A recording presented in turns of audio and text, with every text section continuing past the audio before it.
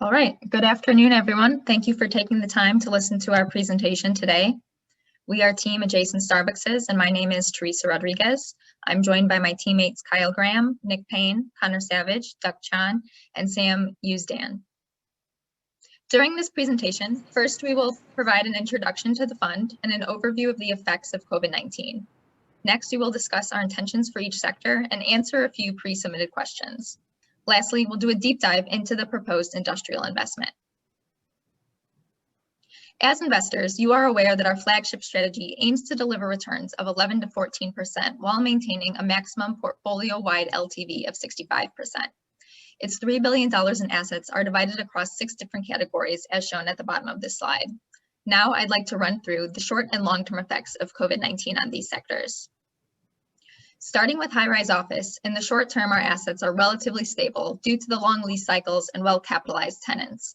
That said, we believe that the growing acceptance of remote work will change what high-rise offices look like in the long term. We're expecting to see higher square footage demands per employee and increased TI requests as offices evolve to prioritize meeting spaces and employee safety. For grocery-anchored retail, we've proven to remain resilient due to the superior performance of grocery, which makes up 50% of our total square footage. That said, food and beverage operators have continued to struggle as an effect of this crisis in the short term due to capacity constraints. Long term, we expect the need to re-tenant food and beverage operators that can't stay afloat, but believe that activity will return to previous levels. As other segments of retail continue to weaken, it will become beneficial that most of our non-grocery space is focused on food and beverage. Industrial has been positively affected by the change in consumer needs during COVID-19 as more people have turned to e-commerce. As a result, the demand for distribution and fulfillment centers has increased. In the long term, we believe that economic shifts will change what assets carry the most value as competition increases and tenant demands change. For urban multifamily, COVID-19 has left many individuals and families leaving cities for the suburbs in search for more space. While this has caused a negative demand shock in the short term, we fundamentally believe that people will always be drawn to cities for the amenities and overall lifestyle. Long term, we expect to see a higher emphasis on home office spaces and outdoor amenities. Workforce housing has remained relatively stable during the COVID-19 crisis since essential workers make up a large percentage of the residents. Growth to date has been focused in secondary markets due to the ability to provide more space at a lower cost of living. Long term, we expect positive growth to continue in this sector. And lastly, while our non-traditional assets make up the smallest percentage of our portfolio, they offer unique opportunities. Life science was already seeing positive growth before this crisis, and the surge of investments in R&D has only increased this trend. Long term, we believe the sector will continue to perform, even with an increase in competition. Data centers have positively benefited as the surge of remote work has increased demand for web-enabled services. Long term, we don't believe this trend will continue though. Many companies plan to build and operate their own data centers, and we predict that the use of space will become more efficient. For single-family housing, it's been one of the big winners coming out of this crisis. Somewhat surprisingly, home prices have increased nationwide, but rents have remained relatively stable. Long term, we believe that single-family housing can be most successful in Sunbelt cities, research centers, and Western secondary markets. And lastly, self-storage has been relatively unaffected by this crisis, and we don't expect any long-term implications. The need for space exists both when the economy is weak and people are downsizing, and when it is strong and people have more disposable income. So with that, I'll hand it off to Sam to discuss where we expect valuations to land as a result of these trends. Thank you. My team believes that our portfolio will be adversely impacted in the short term, but that we will be able to meet our long-term forecasted targets. Our urban high-rise office and multifamily portfolio may see a 20% hit to its mark-to-market valuation. Post-vaccine, behavior will not completely revert. However, the changes will be net neutral or positive for our portfolio. As Gen Z graduates college and enters the workforce, they will agglomerate to the vibrant urban environment that city centers offer. The trend of increasing office density will inevitably reverse. More firms will transition to program space and individual enclosed workstations that minimize cross-employee exposure. We will have fewer tenants in our buildings, but each tenant will rent more space. Grocery-anchored retail will remain flat, and our industrial portfolio will increase by up to 20%, given demand placed on our logistics infrastructure by increased e-commerce and medical activity. Workforce housing in non-traditional sectors will appreciate by 5%, in the short term, and life sciences will prove to outperform in the near and long term. Now, Kyle will speak to our future portfolio. Thank you, Sam. Currently, high-rise office makes up the largest portion of our portfolio, but it is one of our most underperforming assets. Because of this, we intend to reduce its presence in our portfolio and redeploy our capital elsewhere. To do this, we will opportunistically sell some of our assets with well-credited tenants or long weighted average lease terms, where we think that we can find prices with minimal discounts. Overall, we are bearish on high-rise offices in primary markets. We believe that net rent will fall and base rent will stay flat, while operating expenses rise as tenants request additional COVID-related improvements. Because of this, we will seek opportunities in other asset classes and in locations where Class A office supply is tighter, such as CBDs and growing metro areas. Our grocery-anchored retail portfolio will likely weather the effects of COVID and hold its value into the future. Because of this, we expect that our assets' value will return following COVID's resolution once our locations find new tenants to replace any COVID-related business failures. In industrial properties, our intent is twofold. We would like our portfolio to remain desirable to ideal tenants operating in the space. However, our portfolio is 8 years old on average and is no longer keeping up with the demands of Class A space. Because of this, we intend to sell our older properties now, as they are likely at the top of the market value, and we will be able to get the optimal value for these assets. From here, we intend to both buy and build Class A assets in last mile fulfillment and cold storage, because these kinds of properties will allow us to differentiate our portfolio, command higher rents, and secure larger returns. For this strategy, we intend to target last mile fulfillment in large metro areas with spatial constraints, and cold storage in locations with growing importance in grocery delivery and pharmaceutical deployment. In urban multifamily, we believe strongly that the desire to live in cities will return with the resolution of COVID. In the near term, we suggest making some small improvements to our properties to make them more appealing to work from home situations. This will help us continue lease up and cover our debt payments. Longer term, we think that the sector will continue to provide value, so we will dedicate some efforts to pursuing opportunities in space-limited secondary markets. Within workforce housing, we foresee excellent opportunities to extend our position and find returns. Our research shows that there is currently a large migration of blue-collar jobs to the southern portion of the United States. Our intent is to capture the demand for Class B properties by focusing our efforts in secondary markets with growing job centers. This would be predominantly a value-add strategy, with our fund focusing on properties that can be repositioned to solid Class Bs, where we are confident that we would see high cash flows and low volatility. Finally, our team believes that there are numerous opportunities in alternative assets. Firstly, we believe that we should sell our data center asset, as it is likely at the top of the market, and we will foresee user demand shifting away from leasing third-party provided space in the future. Next, we see growing levels of investment in life science as an enormous opportunity. We intend to invest in this sector in primary markets where there has been minimal capacity growth relative to the demand. In single-family housing, we see an opportunity to take advantage of growing demand in middle ring suburbs and transit-oriented areas. We would seek a joint venture with a more experienced partner to develop and operate a growing portfolio of properties once the prices come down, following overvaluation due to COVID. Finally, we predict that self-storage will be stable in the future, providing consistent cash flows and growth opportunities in areas with growing residential populations. Now, Sam will summarize our intentions with our portfolio. Thank you. As we consider the future of our portfolio, we see significant opportunities through reallocation of capital across geographies and asset classes. We plan to reduce our office portfolio by 1/4, selling the stabilized tech tenant-heavy assets that will inevitably depreciate due to their disproportionate exposure to hybrid business models in the next leasing cycle. We intend to reinvest proceeds into secondary central business districts that will experience higher growth next cycle. We will keep our retail and urban multifamily portfolios constant, with necessary CapEx to maintain market relevance. We will sell our older industrial stock that does not meet the exacting specifications of newer e-commerce and logistics tenants. Current market dynamics will drive favorable returns on these assets. We will replace them with Class A cold storage and last mile fulfillment properties that will continue to see demand through the next cycle. This change will have an outsized impact on our long-term returns, despite the modest increase in sector distribution value. We aim to increase our workforce housing portfolio by 1/3 by purchasing transportation-oriented assets proximal to new industrial development that are conducive to value-add improvements. Our alternative sector portfolio will see a roughly 50% increase in size, with a larger emphasis placed on life sciences and single-family residential. Our total portfolio size will increase by 1% with the addition of a proposed development, which we will discuss later. Now, Nick will address LP concerns. Thank you, Sam. In the next 3 slides, I'd like to go over a few specific questions from our limited partners. The first is around political risk. Based on polling for runoff elections, we currently think that we will likely face a divided government next year with a Democratic president and a Republican Senate. First, I will highlight a few of the main effects we expect from this outcome. Overall, we expect most of the status quo to remain the same, as the Republican Senate will block the more liberal policy initiatives of a Biden administration. One area we expect changes is reduced tariffs on Western countries, which will reduce construction costs due to current tariffs on Canadian lumber imports and European steel imports.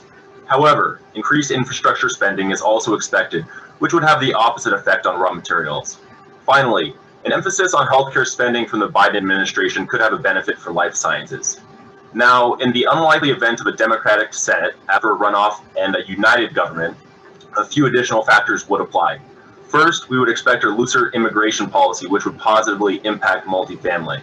Second, there could be an increase in capital gains taxes, which could increase volatility with more frequent buying and selling of assets, as well as reduce the value of many real estate assets due to decreased demand. Finally, any environmental mandates and regulations could reduce the value of office and other commercial real estate if they were required to retrofit solutions. Despite this political uncertainty, fundamentals will still drive most of the real estate value, and we recommend taking a value-based approach to real estate investment decisions. Now, on the topic of future geographic focus, for us, it depends on asset type. We consider primary markets to be resilient long-term due to high barriers to entry, but there will be pain in the short term, which is why we are targeting these strategies as we have previously discussed. Now, for secondary and tertiary markets, people were moving to these markets before COVID due to millennials having kids, a search for more space, and housing affordability. COVID has only increased this trend. That's why we are targeting housing and other sectors with positive supply-demand dynamics in these markets. As far as contrarian bets go, we are looking to sell items that are currently in fashion to take advantage of high market pricing, but where we see potential pricing drop-off in the future. These include data centers, Class B industrial, and opportunistic multifamily, where the current strength of the credit tenants can create demand for buyers in these scenarios. On the buy side, we are looking at residential and following long-term demographic trends to take advantage, long-term demographic trends for the country, as well as taking advantage of current market opportunities, which could include distressed hotels with the potential change of use as we look for a long recovery from the COVID crisis. We are also open to using new tech to enhance returns on these strategies, such as modular construction for new workforce or single-family rental development. I will now pass it off to Duck to introduce the pipeline. Thank you, Nick. Moving on, we have a new investment opportunity that we want to share with you today. This new opportunity is an industrial development that fits squarely within our fund strategy to relocate assets within the industrial sector. The new development will be a grade A quality asset, and we expect a property level IRR of 13.3% and an LP level IRR of 11.6%. The new investment will contribute 3% to our portfolio allocation. Moving on, we are showing you more details on this development. We are looking to partner with a reputable industrial developer who has an option on the ground lease on this site, and we expect to develop 3 properties for a total of 1 million net rentable square feet. We believe that this investment allows us to take advantage of the very strong fundamentals in the industrial market, despite a potential weakness in the ground lease that we will touch on later on. We look to mitigate our development risks by engaging in a sponsor with a strong track record. And we believe that this investment will become a trophy asset and generate strong demand from tenants looking for high-spec properties. As an indication for our demand in our property, we have already received a pre-release offer. However, as this offer is below market, we opt to turn it down and continue our leasing efforts with a strong conviction that we will be able to get a better rent for the project as comparable to the market. We take a conservative stand in underwriting the rents at a slightly below market comps trended to the project delivery date. Moving on, in terms of the proposed partnership terms, the GP will contribute 10% of the equity, while we contribute 90% of the equity. They will have a 40% profit participation after a 9% preferred returns, but in return, the GP will provide all the guarantee for the construction. We believe that these terms are consistent with our fund goals and provide alignment between parties. Also, we recognize that there are potential for negotiate better new terms, taking into consideration of the change driven by COVID and how demand for industrial property has risen. At this stage, we feel it's prudent to underwrite this opportunity with the new term SC. Now, Connor will discuss the number and assumption of the deal with details. Thanks, Doug. For purposes of modeling this investment opportunity, we have underwritten a business plan consistent with our sponsor. Development is intended to take place over 15 months after execution of a PSA and JV agreement for an $83 million total budget with a max price contract for the hard and soft costs. 65% of the unlevered budget is assumed to be financed by a construction loan with a 4.7% interest rate. Stabilization and lease-up is assumed to take place over a 9-month period.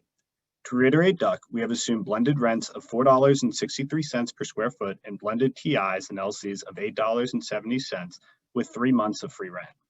Rents are assumed to be triple net with tenants reimbursing all operating expenses and the ground rent.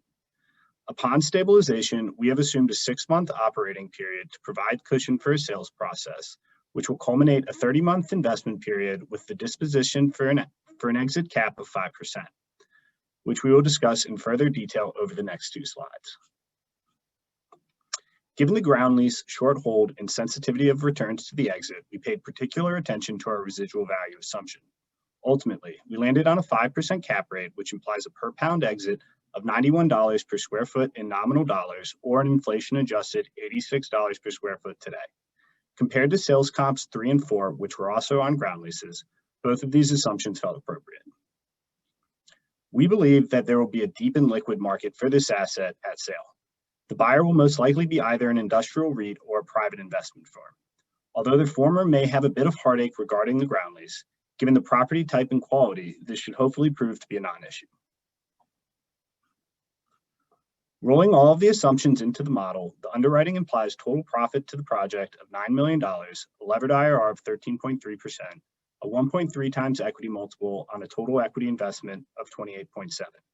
Taking into account partnership economics of a 40% promote over a 9% pref, Catskill, the fund, is projected to earn an 11.6% levered IRR and a 1.3 times equity multiple after paying out roughly $1.3 million in promote to our sponsor. Given the max price contract we will sign with the contractor, the tight submarket dynamics to drive leasing velocity, and the guarantees provided by the sponsor, we feel the biggest risks are face rent and exit. As such, we have provided a sensitivity on rent and exit cap showing project level levered IRRs. We feel our rents are appropriately conservative and could see significant upside. If we are able to push blended rents by just 20 cents a foot, levered returns could exceed 18%, which would significantly outperform our fund goals. In summary, we feel that the investment is sufficiently de-risked given partnership alignment and shovel-ready status of design and entitlements, has base case returns that are in line with fund targets and investment goals, and ultimately has upside potential to outperform given both macro and micro tailwinds in the industrial sector and submarket. As such, we recommend investing in this new project. Sam, take us home. Thank you. In conclusion, we believe that reallocation is necessary to mitigate risks and ensure future capital appreciation for our investors. Although we expect a temporary downward shock to our portfolio valuation due to COVID, we believe that the changing market presents us with opportunities. To seize these opportunities, we need liquidity. This will require us to exit some assets at lower than forecasted cap rates to recover equity and avoid breaching LP leverage covenants. We listen to our investors and our investors' needs. We will pursue opportunistic, strategic, and often contrarian investments that satisfy investor demand for stable near-term cash flows while creating long-term value. Additionally, we recommend moving forward with the proposed investment, which aligns with our overarching industrial portfolio strategy. On behalf of my team, thank you for taking the time to listen to our presentation. Now, we'd like to open the floor for questions. And John, do you have Do any you guys comments? worry at all about selling office at the bottom and buying life science at the top? Answer any questions either now or offline at a later time. Yes, so one of the things that we're doing when selling office is we're trying to sell our highest quality assets. So that would be our assets with our highest credit tenants and our longest weighted average leases. So we believe that we will be able to sell them with a limited discount.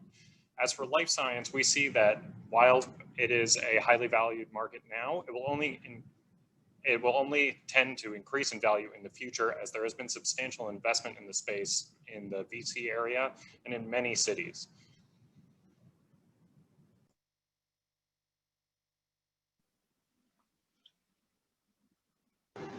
I'll add one other note on that.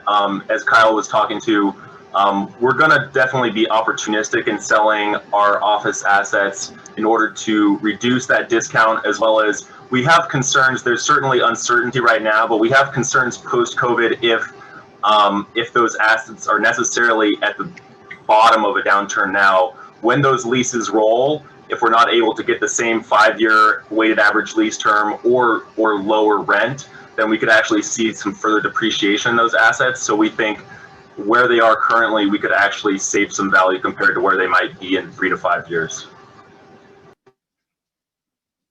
Yeah, the assets that we're looking to sell are predominantly tech heavy, and those are going to be the ones that are disproportionately exposed to hybrid work models. So we're confident they're going to downsize space. I have a question for you. Regarding the new investment opportunity. You mentioned that there was a pre-lease opportunity and you turned it down in favor of leasing up the existing building or leasing up the new building. Could you talk through the difference in economics between the two scenarios, please?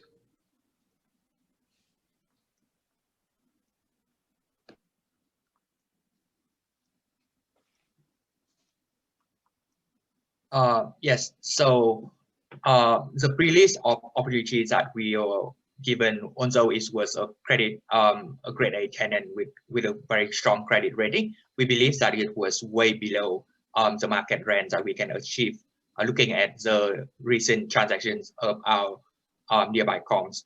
So we believe that although with a pre-lease opportunity we can save up on the leasing time and get more certainty in this project.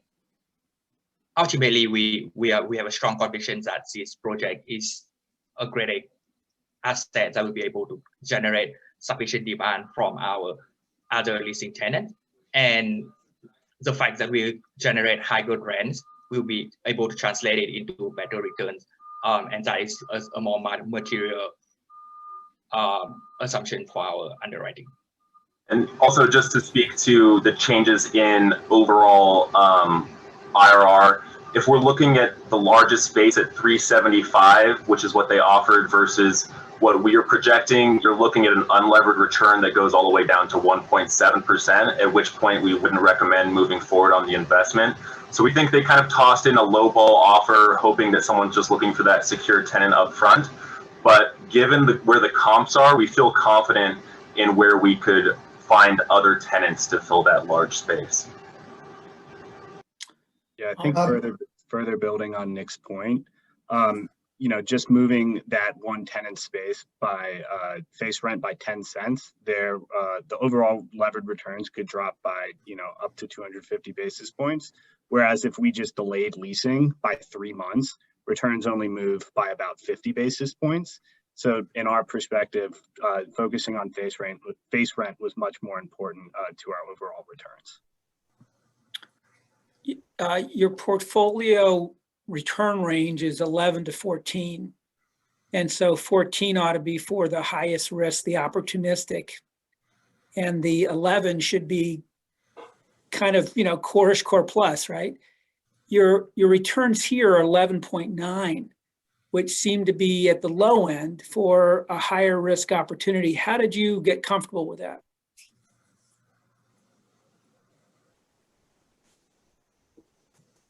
I think one way that we got comfortable with that, and looking at this slide, we took a close look at the market, and we maybe were a little bit too conservative in setting our rents, but we feel very confident in them. When you look at the market comps in the third column, over 250K square feet, their starting rents are at 420, but they all have about a 2.3% annual escalation when you blend them together. So when you trend those to our delivery date, you're looking at rents that tenants in the market will be paying is close to 440, whereas we're projecting our rents at 430. So we're being maybe excessively conservative. So it's a great question. I think that the way we've gotten comfortable with it is de-risking both our starting rents, the GMP contract, having the sponsor take on the risk of completion guarantees. So when we look at this overall, we feel very comfortable that we've de-risked it in relation to maybe other more opportunistic development opportunities. Thank you. It's great presentation. Thanks. With regards to the partnership returns, this is what you settled on what they originally proposed. It would seem to me that they're only investing 10% and that, and then they're taking, after the preferred 9, they're taking 40%. That seems pretty aggressive. And I was thinking, get your thoughts. They're out of extensions on this. So you do have some leverage with regards to maybe going back to them. Was that a consideration? I'll let Connor speak a little bit more to some of the analysis we did around that in terms of how it could affect our returns. I think that we modeled it in this way because we were looking at it from, if the industrial market is improving, could there be other equity sources lined up? But it's an excellent point that they're out of extensions and we could leverage that for our own benefit in terms of how the deal is set up. We would probably also pitch it not only a lower profit participation, maybe come back with 20% to them, but also try to stagger the profit participation depending on IRR hurdles. Right now, it's just one hurdle after the 9% preferred return. We prefer to see that as something more in the 10 to 20% profit participation, maybe up to a 15% IRR, and then beyond that, maybe getting higher in order to further align incentives. But we wanted to look at it the most conservative way possible, given that it's a hot market right now, so there could be other equity sources. Yeah, just building upon Nick's point, we really wanted to focus and ground our underwriting and not try and get too aggressive, recognizing there might be leverage coming up at some point. But with that said, even in our base case underwriting, we had projected paying them a $1.2 million promote, which in the grand scheme of things felt like a pretty fair sort of aggregate sort of profit, excess profit participation to the sponsor. Had we, moved our hurdle down to 25% or, lowered our hurdle down to 25% or raised this, the pref rate or decreased whatever it might be, the overall movement in profit that additional participation they would receive was anywhere from, roughly $200,000. And in the grand scheme of things, as a way to sort of enter this market with a, sort of secure shovel-ready site, we felt like the $200,000 may just be small dollars in the grand scheme of things and didn't want to get hung up on that for purposes of an initial base case underwriting. Thank you. All right, you've got about 30 seconds left. So if there's any quick questions to ask, I would do so now.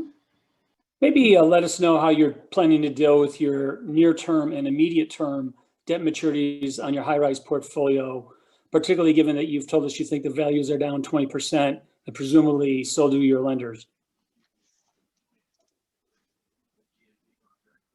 That's part of the reason why we're exiting portions of that portfolio, to pay down the debt and make sure that we don't breach our leverage covenant.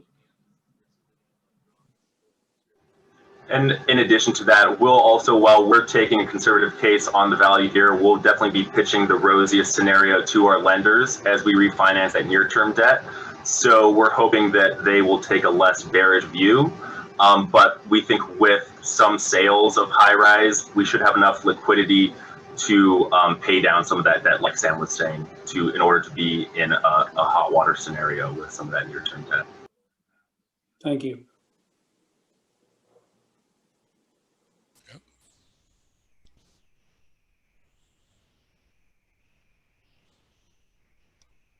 Great job. Thank you. Hello, everyone, and thank you for taking the time to join us today. It's no surprise that 2020 will go down in history for many things. One of those being an acceleration of certain trends that benefited some sectors in real estate and punished others. My name is Blair Evans, and I am an LP consultant facilitating this meeting between Catskill Capital Partners and their LPAC. Today, I have gathered Catskill's team leads.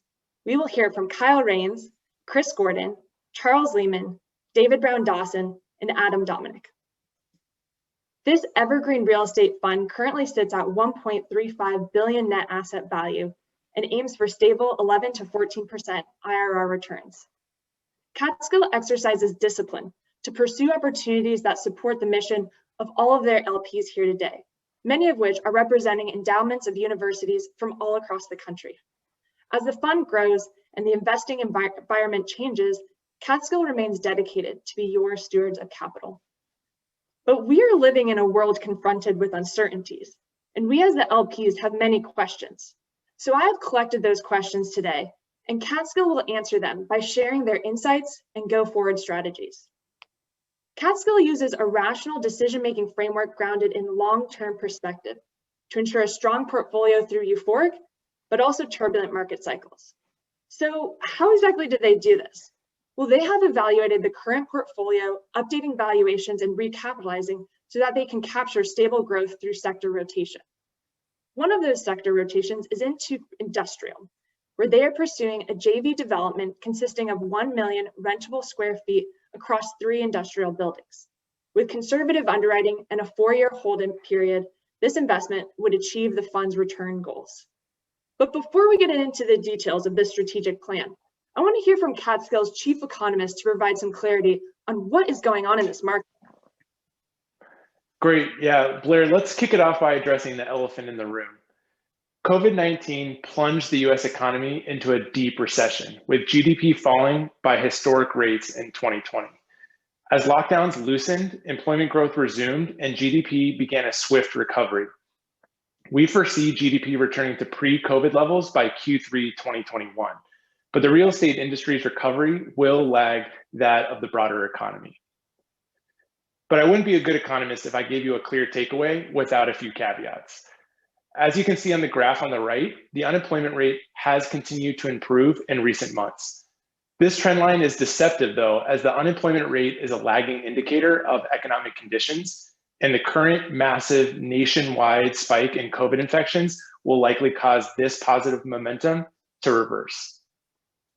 The pandemic has weighed heavily on commercial real estate investment activity. With valuations and longevity of current macro trends so uncertain, investors have decided to park their capital on the sidelines, resulting in a decreased investment volume of 44% year over year so far in 2020. Meanwhile, the Fed plans to keep interest rates near zero until 2023, which will likely translate into greater downward pressure on cap rates, supporting a hold and refinance strategy, despite tightening underwriting standards. But I might have my PhD revoked if I talked about monetary policy without mentioning fiscal policy too. So as the control of the Senate is still up in the air, the incoming administration's ability to fully implement their agenda is in question. If the remaining races go Democrats' way, their plan would be to raise taxes and introduce about $5.4 trillion in stimulus and other spending in the economy over the next 10 years. Several real estate sectors stand to benefit from that spending, including industrial, which would be boosted by the sizable infrastructure spending. And it's no secret that real estate is underperforming in this economy, with these major asset classes suffering immensely as a result of urban flight and work from home trends. There are pockets of growth in non-traditional assets. The bottom line is that this unusual recession has resulted in a bifurcation, creating a barbell of performance within the real estate industry and creating opportunities for savvy investors. Thanks for that context, Kyle. So how do these trends impact CAT-scale portfolios specifically? Blair, that is a great question. Before diving in, I'm going to review our process and portfolio management strategy, as well as what we'd like to achieve with our recommendation. Then I'll follow the roadmap on this slide. The goal of our process is to position the portfolio to take advantage of long-term trends discussed earlier, while also lowering the cost of our debt and increasing flexibility through refinancing. Finally, we do not want to be forced sellers in this current market environment due to poor market activity. We would rather hold on to our assets and weather the storm. As mentioned earlier, we are an evergreen fund that focuses on high-quality assets both in coastal and suburban areas that will provide strong risk-adjusted returns. We target an 11 to 14% IRR with a max 65% portfolio leverage and a 10% cap on development. Digging a bit deeper into our current portfolio, we can see that we have a fund level leverage of about 55%, which is well within our target. Now, needless to say, COVID has caused significant economic uncertainty, and the real estate valuations in our portfolio need to reflect that. To do so, we turn to the public markets for guidance and use public REITs as a proxy. Public markets are forward-looking and will provide guidelines of how values are expected to change. As you can see, traditional asset classes have lagged while non-traditional asset classes have outperformed. While we turn to the public REITs for guidance, we did not apply the returns directly. Instead, we adjusted the returns slightly to reflect the higher quality and superior location of our assets. This results in a portfolio NAV that is marked down by about 8%, which is approximately 50% of the public market proxy. Blair, does this make sense so far? Yes, so you updated the portfolio to reflect current valuations, but what does this do for our debt? As usual, you're ahead of the game. Here's a side-by-side comparison of the portfolio before COVID and the portfolio today. This shows a greater weighting to industrial and non-traditional assets, while office and urban multifamily have decreased. You will note leverage levels changing from 55 to 57% due to the decrease in NAV. Next, due to the appreciation in value of industrial non-traditional assets, we have the opportunity to refinance and rebalance the portfolio. Doing so frees up approximately $200 million in value and allows us to lower leverage levels and extend financing on depreciated assets, mainly office and workforce housing. Finally, we will also look to extend the term on grocery retail without changing the capitalization. This results in a portfolio with lower interest expense, increased cash levels, and extended debt terms without having to sell any assets at depressed prices. Okay, so if I'm following correctly, the rebalance allocation has an increase in cash. So what do we do with that cash? Yep, that's correct and is a good point. Now that we have extra cash and solid debt structures, we can look to be opportunistic and even contrarian. On this slide, you can see our conviction views for each property type sorted from highest to lowest. To start, we believe non-traditional will excel as the need for data storage and self-storage continues to grow with the 5G and urban flight trends. We also believe industrial will continue to see strength as well. The Amazon effect and last mile trends are definitely here to stay. Now, workforce housing is one of our contrarian bets. We expect strong rent growth going forward as people continue to leave expensive cities in search of more space and safety in secondary and tertiary markets. Relative to urban multifamily, there is plenty of upside in rents here. Grocery has been one of the few bright spots in retail. We think this will continue while other retail such as food and beverage operators will experience a slower recovery over time. Now, office is another one of our contrarian bets. We have a lot of peers that are currently selling out office, but we think there's an opportunity as smaller companies switch to work from home model and larger blue chip companies acquire more office space. Now, finally, urban multifamily has been disrupted as COVID and social unrest in primary cities has caused many residents, both old and young, to leave in search of more space and affordable, safer communities. We see this trend continuing. And while we are not bullish, we will not sell these assets as they are still in their lease-up phase. Once stabilized, we will then look to refinance. Now, to round it all up, here's the new target allocation. The key takeaway here is the increase in leverage and positioning due to slight sector rotations to industrial, non-traditional, and workforce housing. If executed, this new portfolio will be positioned to take advantage of long-term trends. We'll have improved cost efficiencies due to timely refinancing, and we'll have increased flexibility due to higher cash levels. Okay, I'm happy to see that this portfolio has been de-risked and there's some flexibility. You mentioned an increased allocation of industrials. Charles, can you explain what exactly is the opportunity here for Catskill? Absolutely. So the proposed development comprises 3 assets in an institutional non-port market.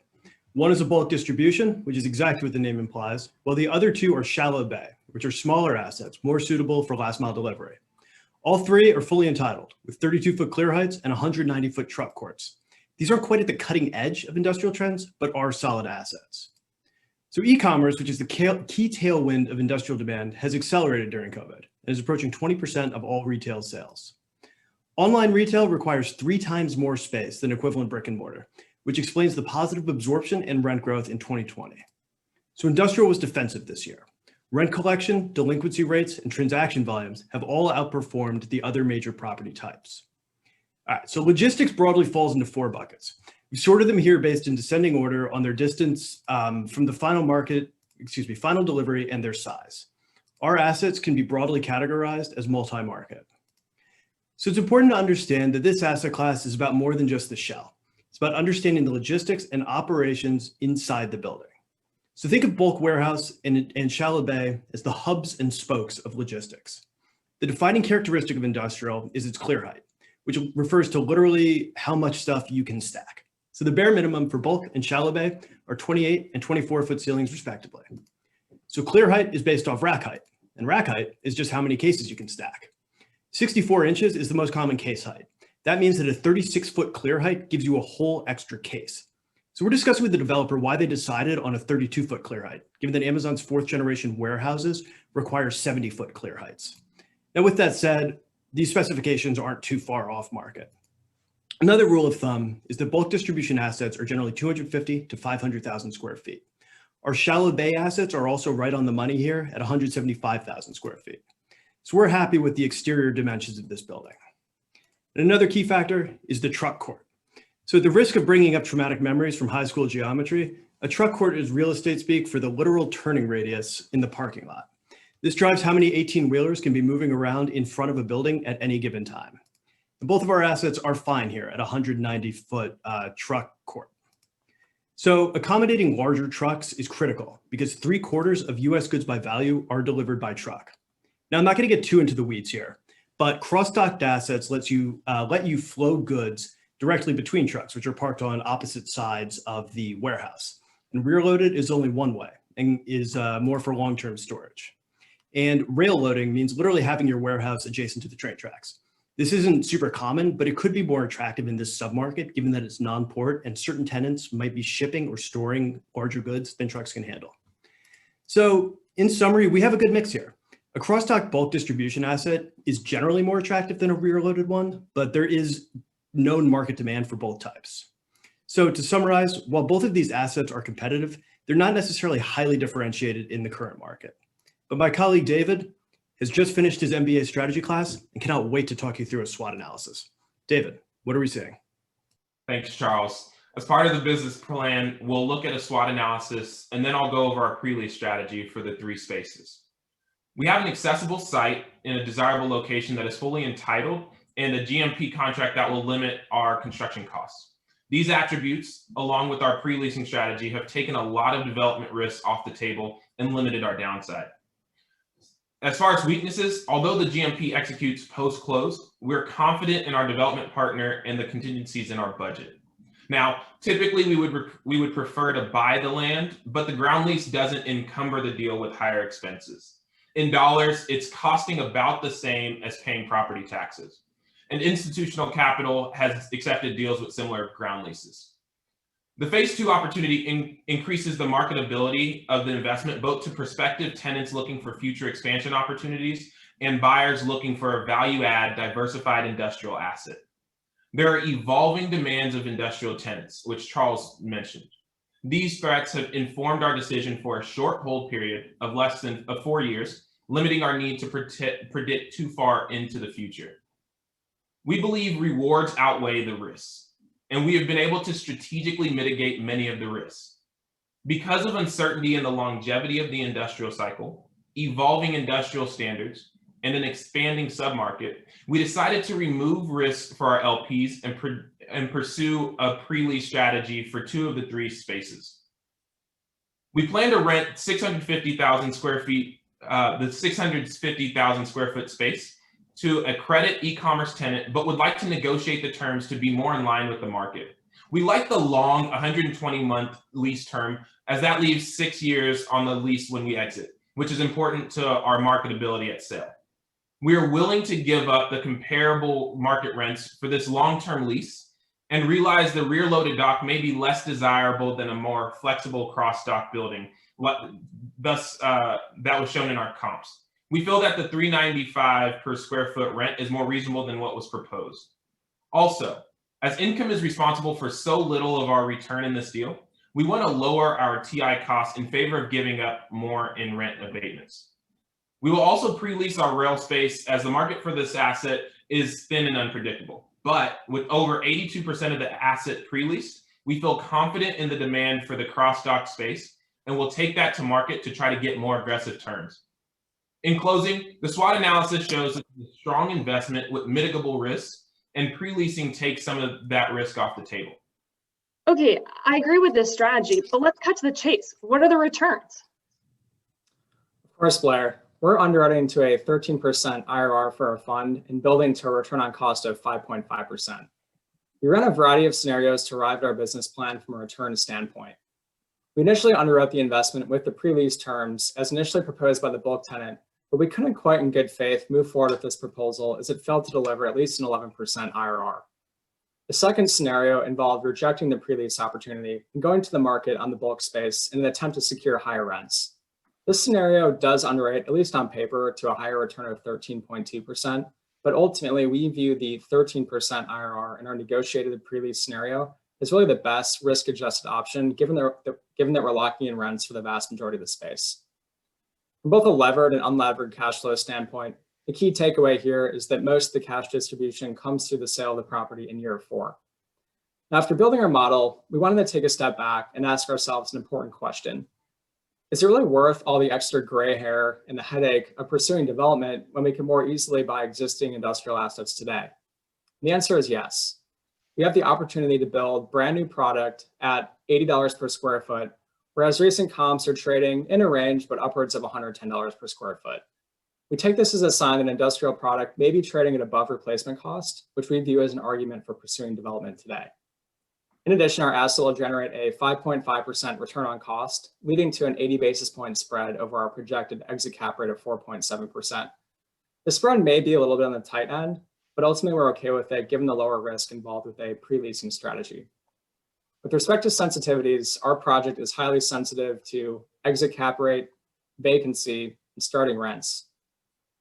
With respect to exit timing, while we are underwriting to a 4-year hold, we'll be very dialed into local market conditions to determine whether an earlier sale upon stabilization may be more prudent. With respect to financing the project, we did have the option to pursue a pari passu funding option. We actually decided to go with the equity first funding option, even though, at least on the margin, it's a slightly lower return. But funding equity first enables us to avoid recourse to the fund, which really better protects our LP's precious capital. But getting our JV terms right is very critical to us. With respect to the split of distributions, we've countered with a multi-tiered hurdle structure, whereby the operator will receive 30% of distributions above a 9% preferred return and 50% of distributions only above a 14% IRR. The structure really incentivizes our operator to deliver a best-in-class project such that we beat our underwriting. Just to conclude on a few additional considerations. We propose that our developer is responsible for any cost overruns up until their development fee of 3%. And then a key issue to us is exit. Our general philosophy on exit is to create a solution that ensures that both parties are very committed to the deal, but also allowing enough flexibility to exit at the appropriate time. So we propose a liquidity lockout until construction is complete. And after that time, either party can exit the deal subject to a right of first offer. Now, overall, we believe this deal has many merits. I just got an alert about a promising new vaccine. What does this mean for Catskill's strategy? You know, Blair, we actually considered that in our analysis and portfolio construction and still believe that our portfolio is slated to outperform due to prevailing trends in industrial and non-traditional asset classes. Great. Well, that is reassuring. Thank you, team, for answering all of the LP questions by walking us through your newly evaluated portfolio and this promising industrial opportunity. I would now like to open it up to see if there are any other questions.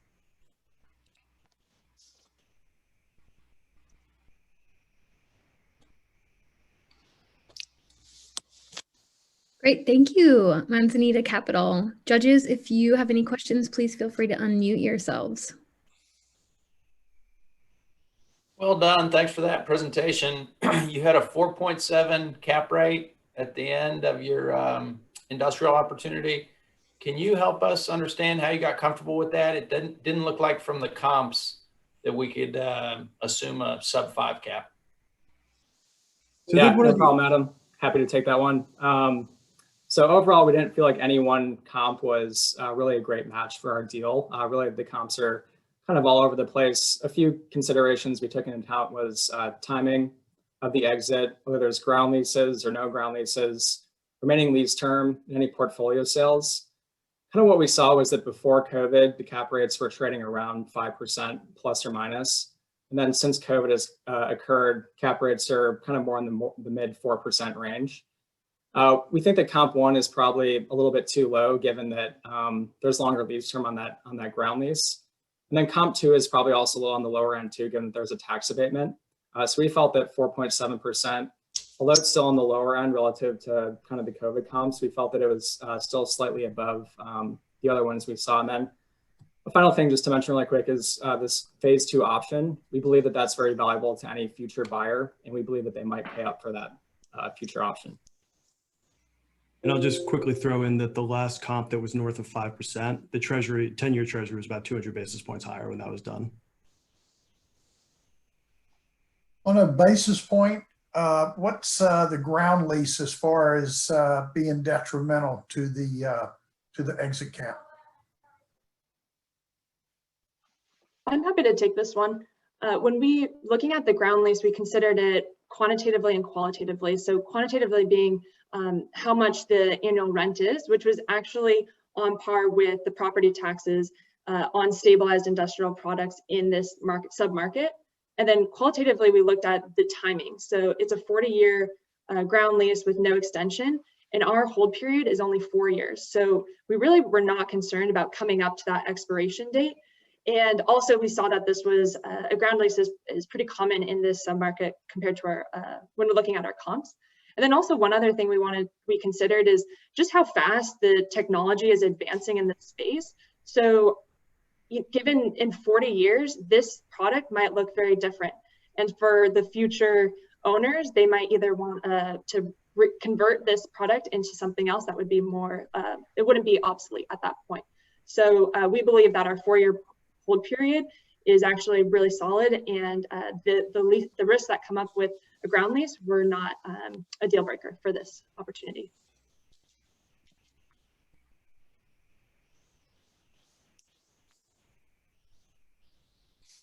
Thank you.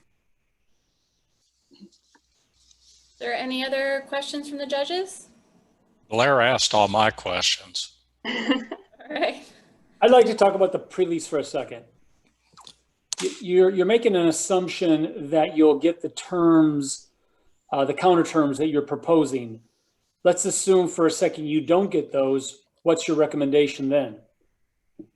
Yeah, we actually looked at that. We did a sensitivity around that rate, and we would still move forward even if we got closer to like the 3.8 range.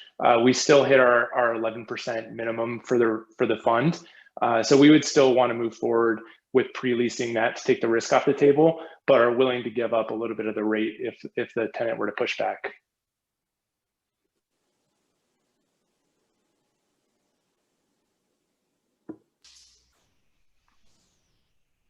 Any other questions? Well, thank you. I'll share my screen. We will start the timer whenever you're ready.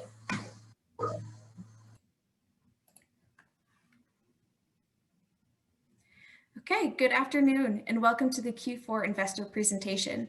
I'm Chairwoman Megan Armlin, and this presentation will be given by Teddy Swift, Head of Research, Griff Rogan, Chief Fund Manager, Ahmed Hajjad, Head of Strategy, Zach Mandel, Chief Investment Officer, and Santiago Mayoral, Head of Underwriting. To guide our discussion today, we will start by covering U.S. politics, then move to the influences of the pandemic on the market. We'll present an overview of the fund structure, expectations for Q4, as well as changes we are making to the fund.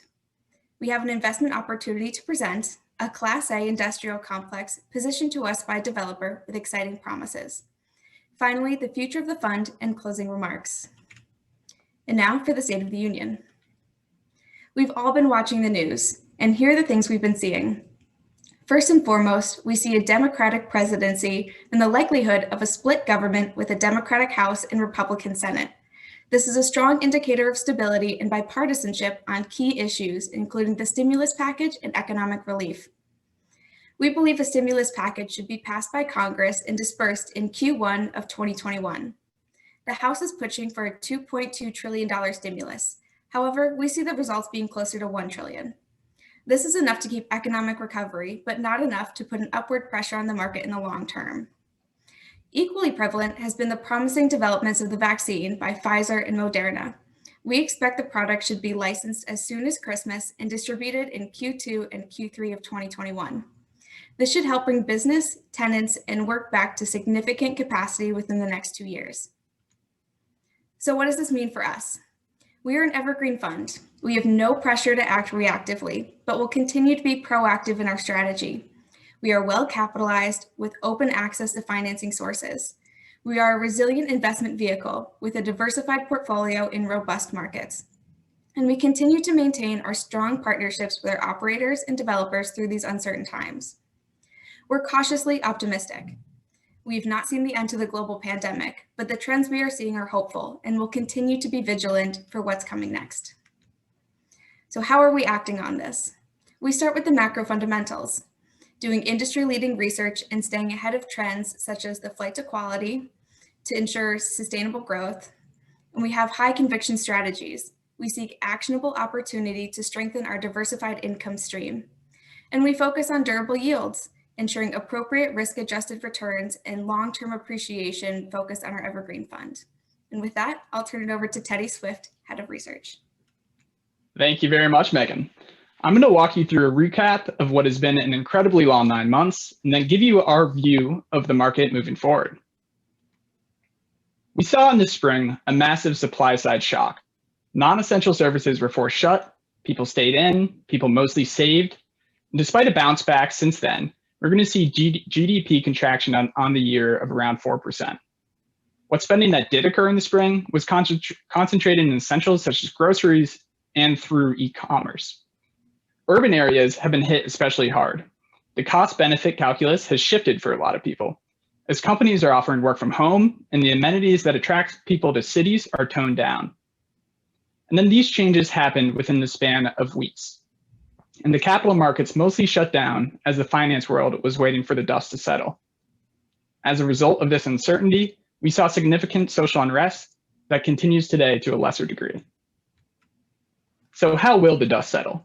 Focusing on the areas that could fundamentally change our view of the industry, we want to zero in on work from home and the move out of cities. And starting with the urban exodus, we expect that trend to revert in the short term. For a lot of people who are on the verge of moving to the suburbs, we think this acted as a kick out the door of sorts. But as the convenience and amenities that come with city living come back online, we expect people to follow. The stickiness of the work from home trend is harder to predict. We get the sense through conversations with our operators and tenants that the honeymoon period is over. Employees are burning out. I know I am.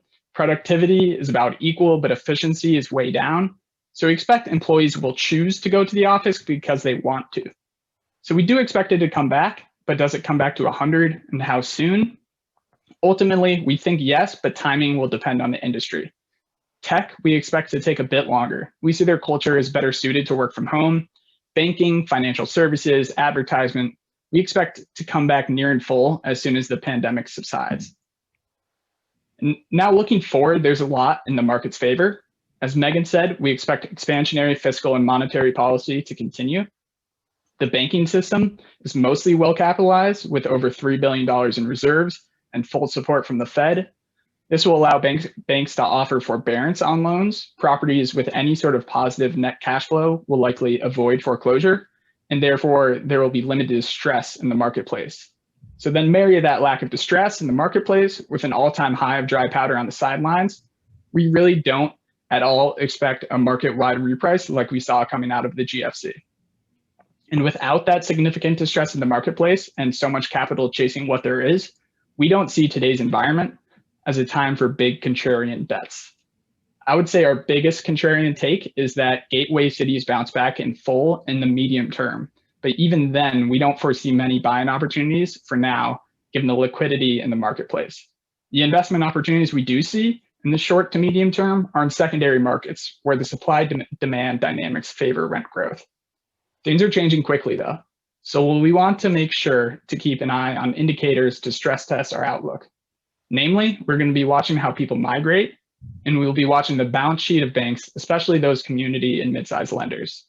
So now to touch on how our fund fits within our view of the market, I'm going to toss it over to our Chief Fund Manager, Griff. Great. Thank you, Teddy. Our fund has consistently produced above market returns by diversifying among major niche asset classes in strong markets on conservatively leveraged deals. This aversion to unnecessary exposure has helped us to weather periods of market uncertainty in the past and will continue to ensure consistent gains in long-term value. At the end of Q4 2019, our portfolio had a strong mix of high-quality assets in major markets across all asset types. Our total portfolio value was $3 billion, of which 45% was contributed equity, while the additional 55% is financed by debt. High-rise office in New York City and San Francisco was our largest exposure at 36% of portfolio, with 3 assets in New York City and 1 in San Francisco. None of our other asset types accounted for greater than 20% of overall value. As you can see, we were well positioned at the end of 2019 to capitalize on continued trends in 2020, but then in March, the US became affected by the pandemic. 2020 has been a dramatic year in commercial real estate, and here are some of the macro trends that affect asset classes we are invested in. Multifamily vacancy rose in coastal cities, especially New York City and San Francisco. Retail continued on its negative downward trend, with the exception of grocery-anchored retail, which continues to be the one bright spot in the market and has seen increase in demand. Non-traditional assets, including life science, data centers, self-storage, and single-family rentals, all reached new highs in value and demand due to impacts from the pandemic and an increasingly digital economy. E-commerce continues to usurp market share from retail, reaching an all-time high in May of 2020, accounting for 20% of the retail landscape. We estimate the underperformance of our major urban metro properties to be a short-term problem, as the majority of our asset classes are located in premium New York City submarkets, which we are confident will be the first areas to return once the pandemic is under control. In the intermediate, value growth in complementary sectors will supplement our overall portfolio. Additionally, during 2020, we began to address the upcoming debt maturities of our high-rise office product and grocery-anchored retail centers. We believe in the value of our assets based upon the mix of tenants and the strength of our market locations, which should alleviate concerns about refinancing $650 million within 12 months and an additional $900 million of portfolio value in 12 to 24 months. With the impact of the pandemic, some of our properties were affected by asset level value shifts. Urban multifamily and high-rise office were the 2 most negatively impacted asset classes that we hold, with an estimated 3 to 8% decrease in asset values. The impact of these decreases were mitigated, however, by the performance of other asset classes we possess in our portfolio, including workforce housing, industrial, and non-traditional. We expect these trends to continue as e-commerce assumes a larger part of the retail void and as life science, data centers, and self-storage grow in demand nationally. As you can see above, based on the strength of the assets we own, there was minimal difference in our asset value allocations, and our implied equity in the portfolio only decreased by 100 basis points. Our largest exposure to debt concerns remains in the office sector. After our reevaluation, our existing loan to value is 62.5%. We think this diversified portfolio will only continue to serve us better as we look to reposition our exposure slightly in 2021. Next, I will give it to Ahmed, who will walk you through our projected repositioning plan. Good afternoon. So Megan and Teddy have discussed what we've seen around us, and Griff has now quantified and shown where we're most likely to stand at the end of this quarter. So now let's look at how we'll reposition ourselves and forge ahead along a slightly altered trail. As always, we are led by our goals to deliver a diversified income stream and to hold assets that yield income growth and growth in the medium term. With the trends in office life and given the opportunities we're seeing elsewhere, we want to downsize our exposure here. Our grocery anchored retail investments are relatively small, and with the strengths of our anchor tenants in mind, we don't see a need to change our fund allocation here. Our urban multifamily investments underperformed this year, but as we said, we believe in the long-term appeal of urban city life, and so we think there'll be a rebound. So we're going to hold out. We're not going to add to this asset class, but we're not going to decrease this also. Our workforce housing portfolio serves the true heroes of what has been a tumultuous year: healthcare and service sector workers. It's also seen solid performance in our fund, which we think will continue, and thus we want to add some more assets here. Our non-traditional consists of data centers and life science centers, which are heavily in demand. Spurred on by the gains that we're seeing and the persistent opportunities, we think this is a great space to expand our exposure. We'll come back to industrial in a bit. So how exactly do we intend to reallocate our funds? First, we want to decrease our high-rise office exposure by roughly 25%. We think the capital that we gain over there can be better allocated to other assets. We'll use the proceeds of that to increase our workforce housing by 9% and other non-traditional assets by 55%.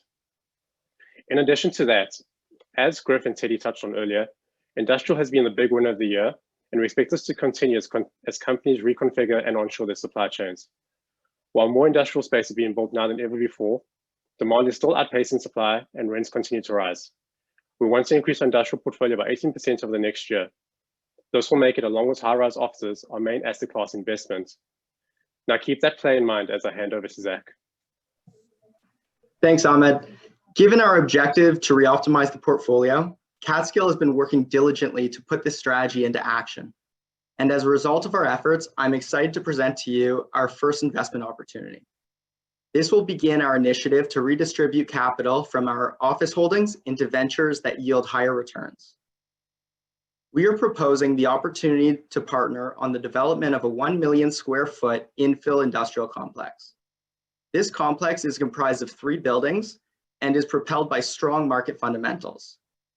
We expect the 15-month development to yield approximately $4 million in net income annually once stabilized.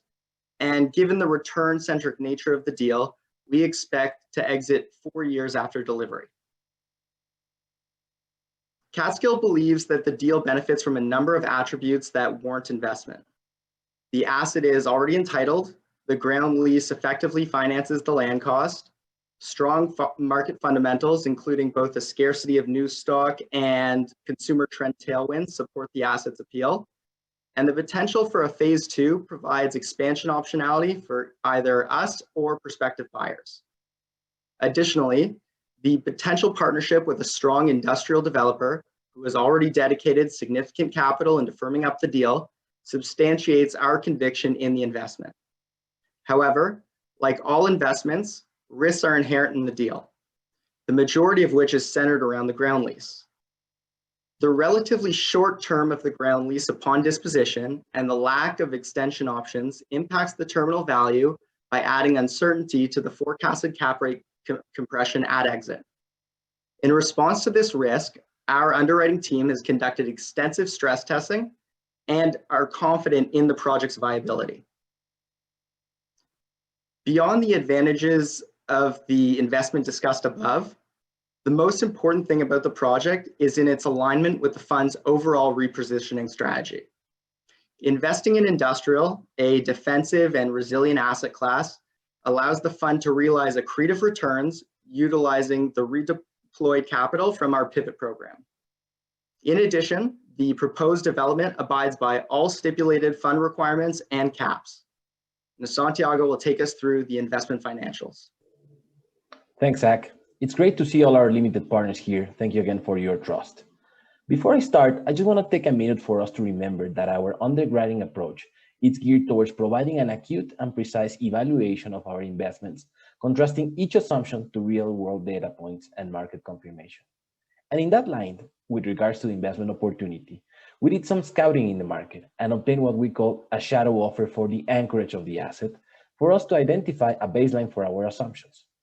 A baseline that we anticipate can be improved significantly due to thriving demand for industrial asset class. This way, while we got a competitive offer from a potential tenant, we estimate we would be able to lease the anchorage of the asset at a rent price that could be up to 15% higher than that of the shadow offer, with significant less abatements. The improvement supports Catskill's return profile, positioning it within the 11 to 14% range targeted by the nature of our fund. So now let's speak about cash flow generation. We estimate that the 80 million investment opportunity will generate a 4 million stabilized NOI, translated into a 8.2% unlevered IRR, and, as anticipated before, a 12% IRR to Catskill's equity investment.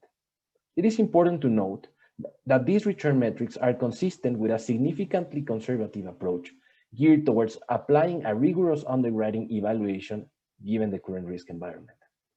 In addition, we estimate these returns will be derived from what we call an optimal waterfall structure, on which a preferred return and a promote will incentivize the operator to outperform.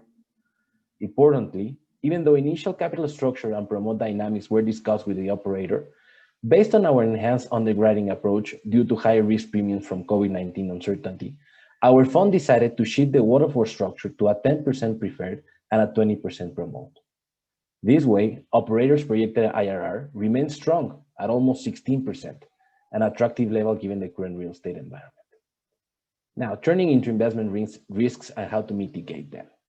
The two major risks we anticipate are, first, the lease fundamentals being impacted from higher quality product, and second, disposition risk given that our thesis, as Zach mentioned, is predicated on a 4-year ground lease.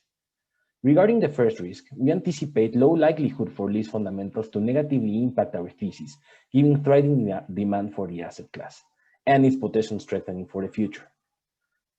With respect to the disposition risk, even though at the moment of sale, our ground lease would have less than 35 years remaining, and that would potentially be reflected on higher exit cap rates, our underwriting is based in significantly conservative assumptions that do not take into account any potential cap rate compression from the attractiveness of industrial assets in the future.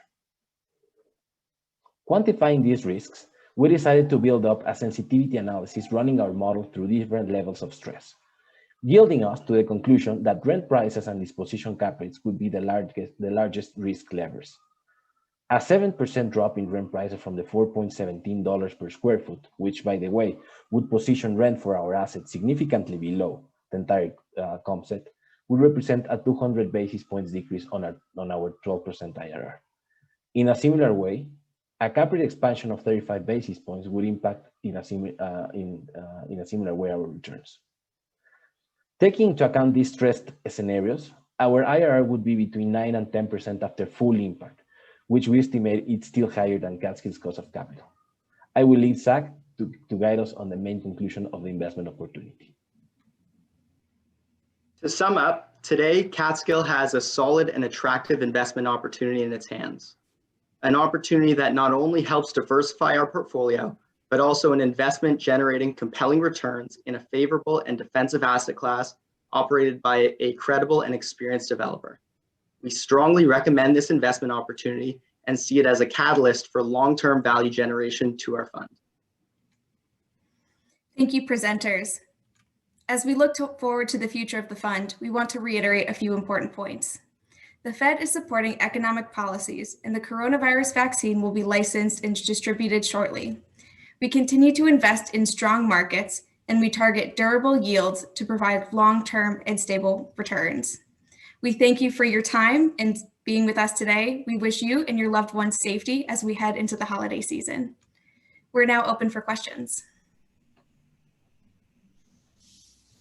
Thank you so much. Judges, if you have questions, please feel free to unmute. Regarding the new portfolio allocation, you had an increase on the Yes. non-traditional. Yes. 5%. 55%. What would the target be for data centers, and then separately what for life science? Would probably split that 50% and 50%, but it will depend on the opportunities that come available to us over the next year. Thank you.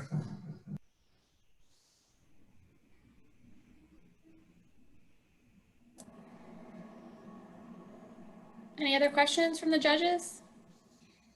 I like your sensitivity analysis, but I wonder whether just a 7% drop in rents is really sensitive enough for the downside. A lot of us that have been through some cycles know that rents can drop more than 7%. Yes, thank you for your question. You are right, although you have to bear in mind that our rent per square foot, which is $4.17, it's already 5% below that of the comp set. So a 7% additional drop to rents would imply almost a 13% drop in rents for entire, if we compare our asset to the comp set. So that said, we believe it's a fair stressed out scenario given the current attractiveness of the asset going forward. Thank you.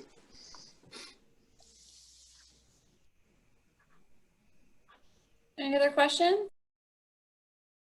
Good afternoon, everyone, and thank you for joining the Q4 2020 Limited Partner Meeting for Catskill Capital Partners.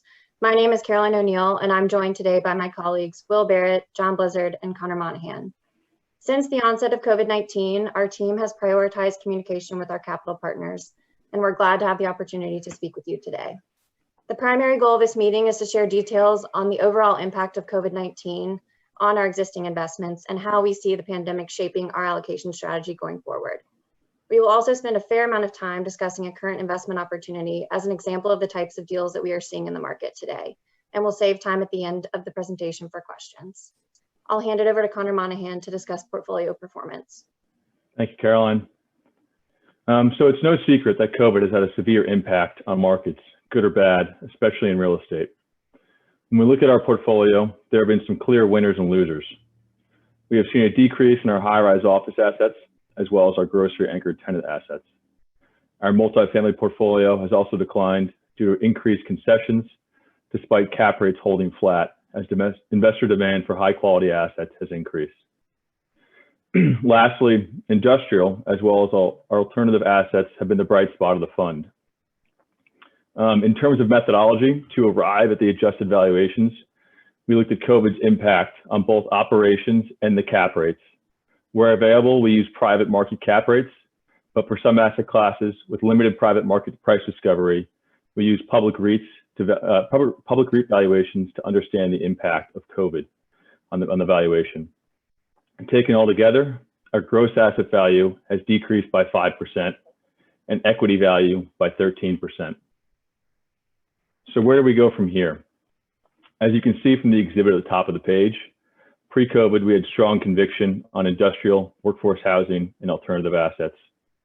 What has changed is our view on high-rise office and grocery anchored assets. While we all know that grocery stores have fared pretty well during this crisis, what particularly hasn't fared well is the food and beverage operators that occupy some of the space. There's been little price discovery as it relates to our retail assets, as few private market transactions have occurred during the third quarter. While well-located, needs-based retail continues to be perceived as somewhat COVID resilient and is still of interest to some buyers, the sector has proved difficult to underwrite. We expect that COVID will pull forward several years of retail fallout, which will continue to negatively impact the assets.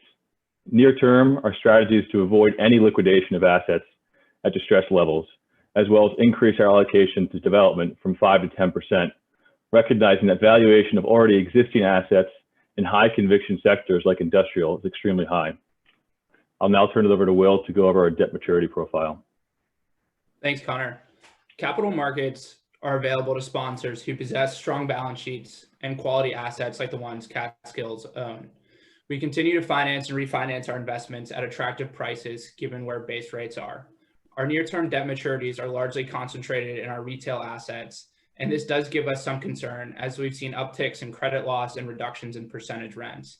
As we examine each loan relative to the value of the asset, we believe there continues to be equity value. However, we may be required to call capital and pay down the debt on select assets to levels that lenders deem appropriate. Our retail assets are difficult for lenders to operate, so in a worst case scenario, we expect that we'll be able to restructure the debt and remain in place as the operator. We believe that we can monetize favored assets at higher post-COVID valuations and use the equity raised from sales to pay down our near-term debt and avoid liquidating at distressed prices. We believe it to be prudent to use proceeds from asset sales to shore up our credit profile as opposed to satisfy redemption requests, as that would severely impair the value of our portfolio. Long-term, our allocation will look like the exhibit at the top of the page. Just to go over some areas where we see the biggest changes, high-rise office will move to 10% from 33% post-COVID or pre-COVID. We believe that there's a consensus that the 5-day office work week is not likely to persist, and markets reliant on public transportation will experience slower recovery, like the gateway markets. Additionally, industrial will take the largest portion of the portfolio going forward. We believe tenant demand is strong and will remain that way post-COVID as buyers have shifted towards e-commerce and tenants seek to increase space to hold safety stock for supply chain concerns. Lastly, other non-traditional assets will move to 25%. Single-family rentals, life sciences, and data centers, we believe represent a good relative value play and are expected to realize increased demand and investment going forward. And we'd also like to thank the LPAC for their questions prior to the presentation, and we'd like to address some of those concerns that came out in those questions. Starting with the 2020 election. While it did create some uncertainty, long-term, we don't feel like there's a significant impact on the portfolio. And as it relates to select market opportunities, we continue to have disciplined market selection and will consider investment opportunities in both gateway and secondary markets. We believe that investments in gateway cities improves liquidity through downturns and that we can continue to achieve attractive yields in smaller MSAs. While the outbound migration from major markets has largely benefited the Sun Belt, we see a tremendous contrarian opportunity in New York City. In the years leading up to COVID, we've seen many first-time buyers who've never experienced a downturn acquire buildings and land at a high cost basis and with high leverage. This, coupled with changes to rent regulation, stalled neighborhood-wide rezonings, and now COVID, provide an opportunity to identify well-located assets at an attractive basis. And as Caroline previously mentioned, we wanted to discuss a new investment opportunity that we're currently evaluating. We've recently identified an attractive investment opportunity consistent with our target allocation and in line with our required returns. We've had the opportunity to invest alongside a best-in-class industrial sponsor who currently has control of an as-of-right 1 million buildable square foot industrial development site located within a premier urban infill submarket. The contemplated development consists of a 650,000 square foot rear-loaded bulk distribution facility and two 175,000 square foot shallow bay warehouse buildings. And we have identified a credit tenant willing to pre-lease the bulk facility on a 10-year lease. Interestingly, the land is owned by a city-affiliated entity who is extending a 40-year ground lease. The all-in cost basis of $79 per gross square foot compares favorably to recent industrial sales, which have consistently traded in the 100 to 110 per gross square foot range. With the project level levered returns at 45% and with the approximately 89 basis point spread from spot cap rates to stabilized yield, we believe that we're appropriately compensated for and have priced in the development risk. Since 2016, our house view has been an optimistic one as it relates to the logistics market opportunity. Post-COVID, we're even more bullish.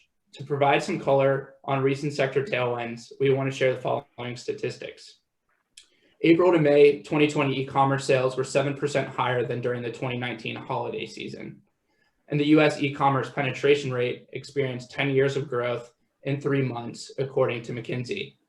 This is evidenced by my grandma, who can barely open her flip phone, who now orders her groceries online, drives her station wagon to the store, and has a stranger load them in the trunk. We believe many of these sector tailwinds to continue. And now I'll pass it to Caroline, who will speak about the strengths of the submarket. Thanks, Will.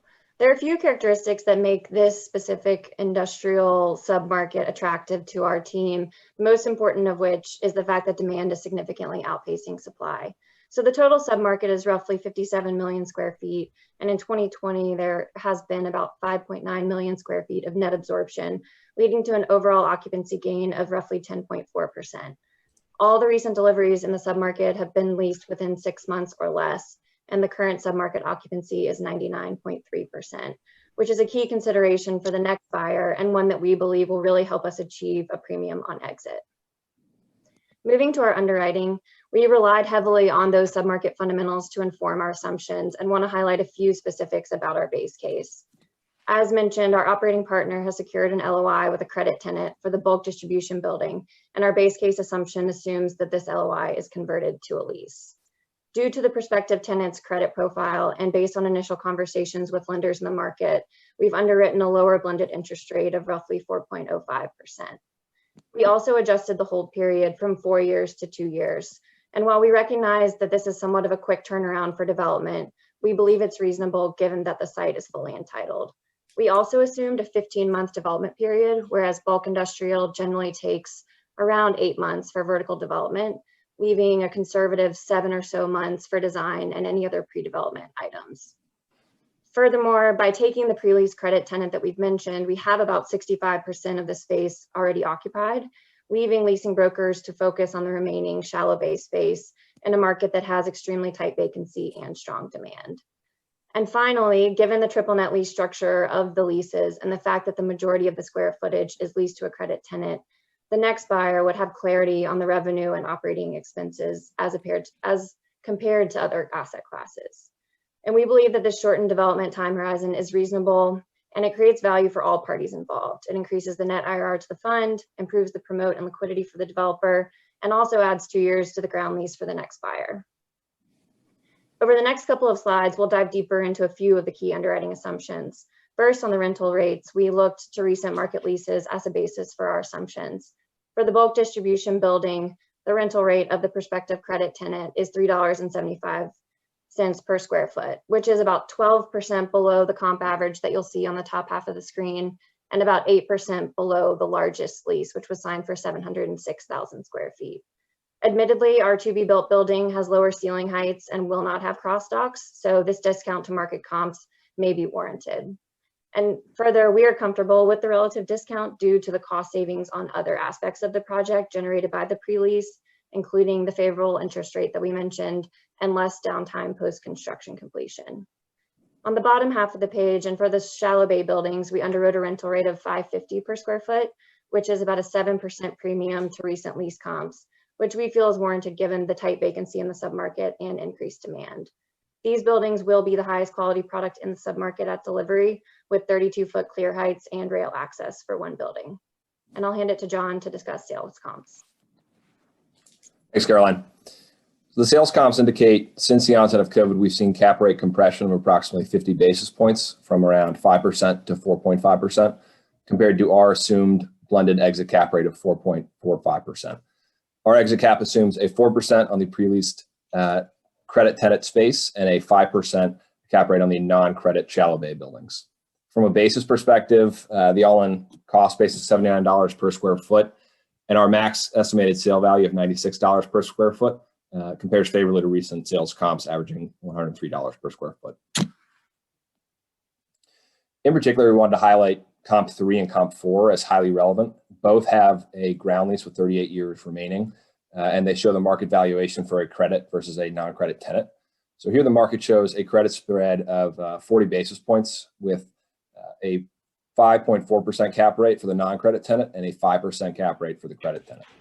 At first glance, our assumed exit cap rate of 4.45% may seem below market. However, there are two critical factors we want to highlight. The first is both these sales comps took place pre-COVID, and as we've seen, cap rates have compressed 50 basis points in this market, in line with cap rate compression we've seen at a national level for industrial. The other thing we wanted to point out is that Comp 3 with the credit tenant has below market rent escalations, and this has a huge impact on the valuation. So if you look at the middle right exhibit, we ran a sensitivity analysis showing that if rent escalations are 1% below market, that would inflate the cap rate at exit by 82 basis points due to the impact that the lower rent escalation has on the present value of the cash flows for the remaining ground lease term. So looking at the bottom exhibit, after accounting for these adjustments, we believe that a non-credit ground lease cap rate is the market showing about a 5% exit cap, and a credit tenant ground lease, the market showing a cap rate of approximately 4%, in line with our assumptions. However, it is important to note that the 40-year ground lease creates a value constraint on the investment relative to a fee simple transaction, and the finite 40-year life of the ground lease does limit the effectiveness of the cap rate as a valuation tool. So given this, we believe the present value of the remaining cash flows over the ground lease is what will underpin the sale price to the next buyer.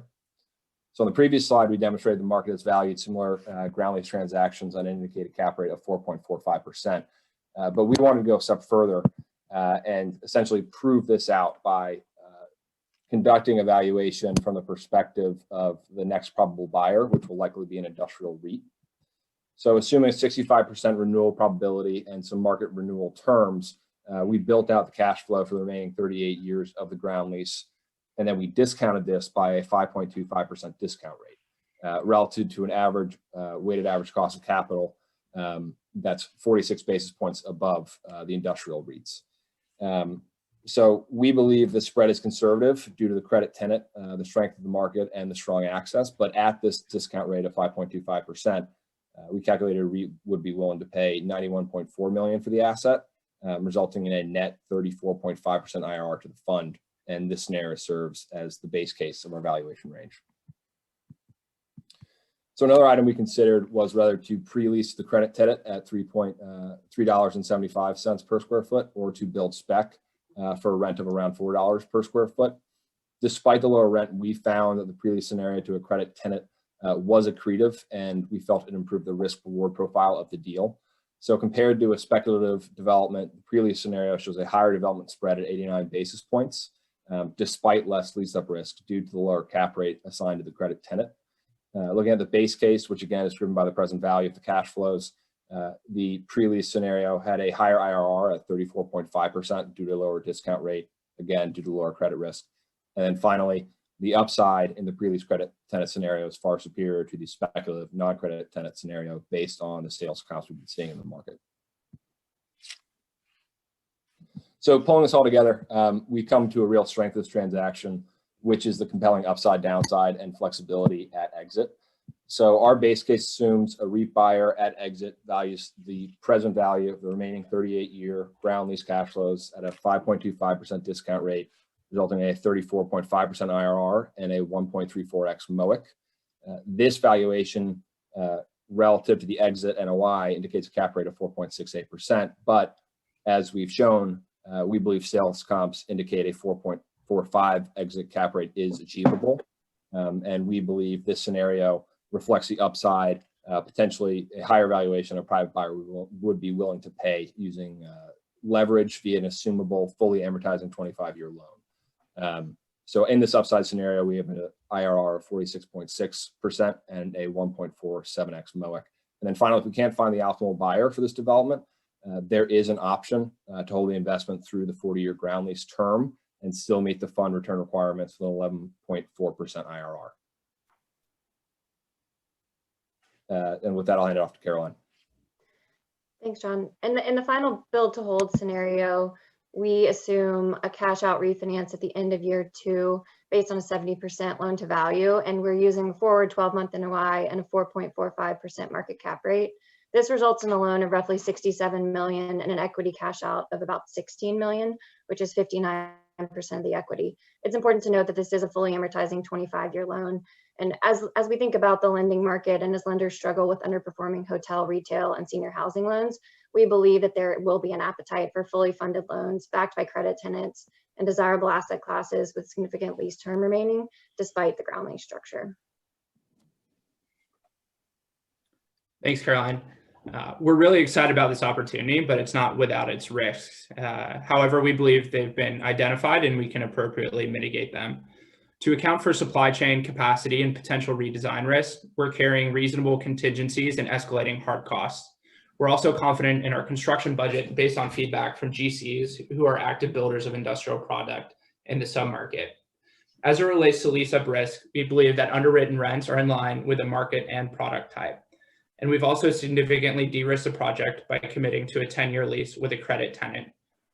We also believe that the lease commitment has allowed lenders to get comfortable providing an unsubordinated leasehold mortgage at 65% LTC. Despite the ground lease structure, we believe that the long-term contractual cash flows and risk profile of the development have construction lenders less concerned about being taken out by permanent financing. The biggest risk is associated with the exit. The ground lease structure and remaining term will naturally put off some buyers. The lower for longer interest rate environment provides an attractive yield spread between industrial cap rates and the 10-year treasury. Whether the next buyer is a REIT or a private investor placing an assumable, fully amortizing loan on the property, we believe the cash flow and risk profile to be an attractive one. And as Caroline previously mentioned, there's an option to cash out refinance, returning capital to investors and generating an attractive cash on cash for the duration of the ground lease. Finally, we believe that the irreplaceable infill location and tight submarket vacancy will largely insulate the development from any concerns about new supply. With that, I'll pass it off to Caroline for discussions around sensitivities. Thanks, Will. As Will and John both discussed, the largest risk to the returns here is the exit. And so we ran various sensitivity analyses, and in our downside scenario, we assume a 75 basis point expansion in the discount rate. And in that scenario, the project would still achieve a 10.2% net IRR to the LPs. While we recognize that this is a low return profile for development deals, we feel that it is a reasonable downside, and it's only 80 basis points lower than our target returns. One other point to note is sensitivity as it relates to hold period. If construction, lease up, or sale takes longer than expected and the hold period is extended to 4 years, the net IRR to LPs is 15.4%, which is above our target returns.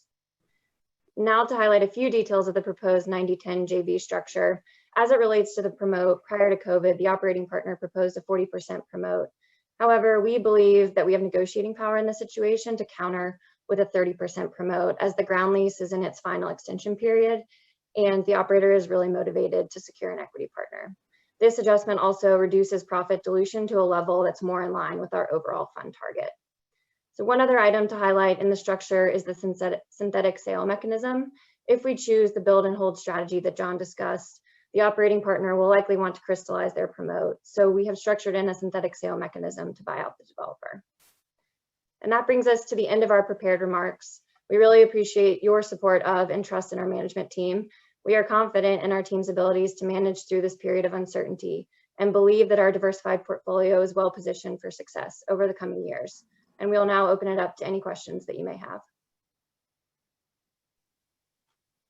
Thank you so much. That was great. Judges, do you have any questions for the team?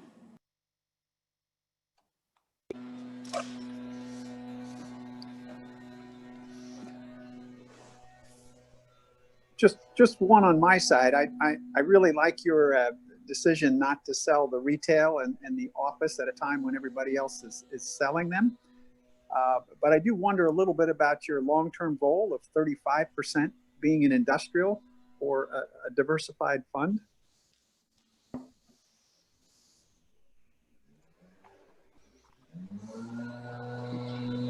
Yeah, thank you for the question. So one thing to note with industrial is that currently our allocation is at 37%.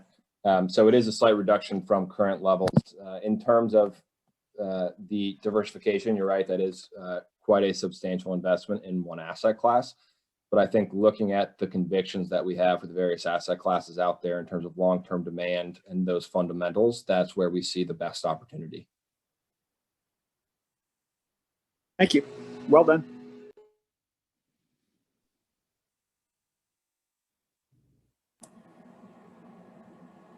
Bradley, great job. What are you most concerned about on this industrial investment opportunity?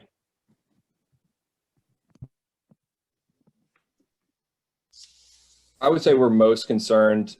We've talked about the complications from the ground lease and that we think that the value for the next buyer is going to be underpinned by the present value of the remaining term.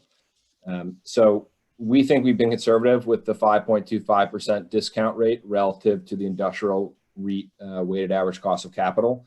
but the returns are very sensitive to that discount rate. Again, we think that we've seen some sales comps that have supported even higher valuations, but I think that's the highest concern because the build to hold, I think, is a potential fallback, but we're not 100% certain in the fact that the lending market is there, although we are confident.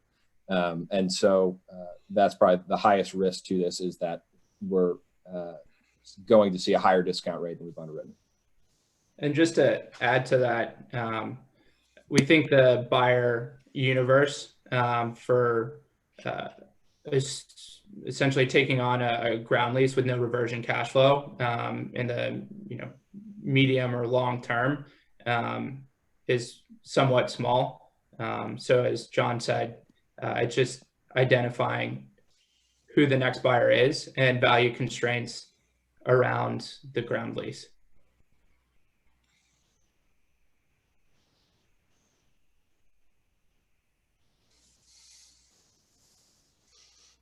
Any other